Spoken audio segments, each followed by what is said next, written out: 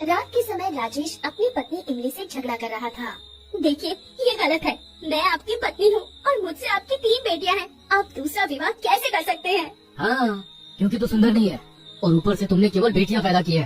राजेश की बात सुनकर इमली क्रोधित होकर बोली, अगर ऐसी बात है तो फिर मुझे यहाँ नहीं रहना। मेरे और मेरी बेटियों के हिस्से में जितनी संपत्ति आ रही है उसका आप बंटवारा कर दीजिए।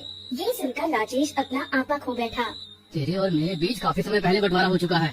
बंटवारे के मुताबिक खेत की मालकिन मेरी दूसरी पत्नी होगी और मेरे घर में बनी हुई कोठरी जिसमें पपीते रखे जाते हैं वो तेरी होगी। इतना बोलकर राजेश ने अपनी पत्नी को पपीते वाली कोठरी में बंद कर दिया।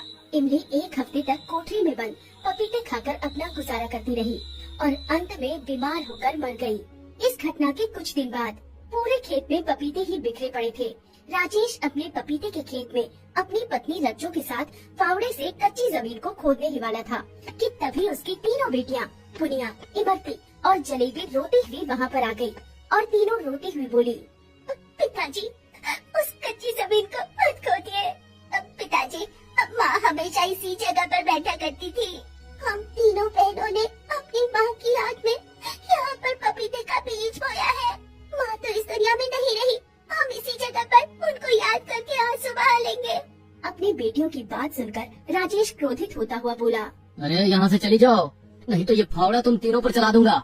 राजेश की बात सुनकर रज्जू मुस्कुराती हुई बोली, अजी छोड़िए जी, वैसे भी हमारे खेत का ये हिस्सा ज्यादातर सूखा ही रहता है। इन तीनों को अपनी मनहूस माँ को याद करने दीजिए, हम कोई दूसरा काम करते हैं। राजेश और रज्जू वहाँ से चले गए। पुनिया, इमरती और जलेबी रोती हुई उस कच्ची जमीन पर पानी डालने लगी। वो तीनों शाम तक उस कच्ची जगह पर बैठकर अपनी माँ को याद करते हुए रोती रही।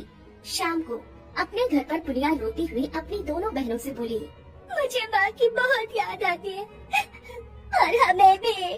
तभी उनकी सौतीली माँ रज्जू वहाँ पर आकर बोली, तुम तीनों उल्टाओ सारा दिन खेत में अपनी मनहूस माँ को याद करके रोती रहती हो।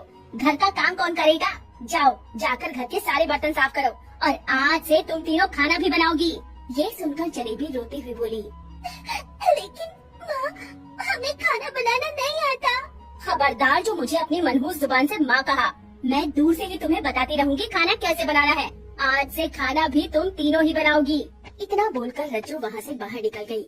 वो तीनों बहनें रोती हुई घर की साफ सफाई करने लगी और चूल्हे में लकड़ियाँ जलाकर खाना बनाने लगी।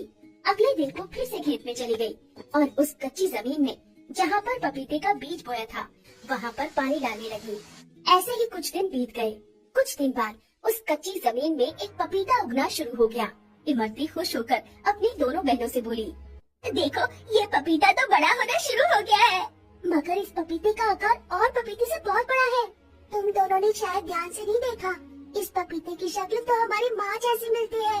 अगले दिन जब तीनों बहनें खेत में पहुँची तो पपीते का आकार एक इंसानी शरीर के बराबर हो चुका था। वो तीनों हैरत भरी नजरों से उस पपीते को देखने लगी। उस पपीते की शक्ल में उनकी माँ इमली थी, जो उन तीनों को देखकर रोती हुई बोली, मुझे देखकर डरो मत मेरी बेटियों, मैं तुम्हारी माँ हूँ। ये सुनकर तीनों बहनें पपीते के रूप में अपनी माँ के गले लग गयी। आप कहाँ चली गई थी माँ? आपको पता है हमें कितनी याद आती थी आपकी। माँ, आपके जाने के बाद पिताजी और हमारी सौतेली माँ ने हमारे साथ बहुत बुरा व्यवहार किया। उन अत्याचारियों ने तो मुझ पर भी तरस नहीं खाया। ईश्वर ने मुझे इस पपीते के रूप में एक नया जन्म दिया है ताकि मैं तुम्हारे आंसुओं को पोंछ सकूं। उस दिन के बाद तीनों बहनें रोज सारा दिन अपनी पपीता माँ के साथ बिताने लगी और एक दिन अचानक उनकी सौतेली माँ रज्जू की नजर पपीता माँ पर पड़ गई। वो तुरंत अपने पति से बोली, हाय दैया, क्या मैं जो देख रही हूँ वो सच है? अरे क्या नाप शनाप बके जा रही है?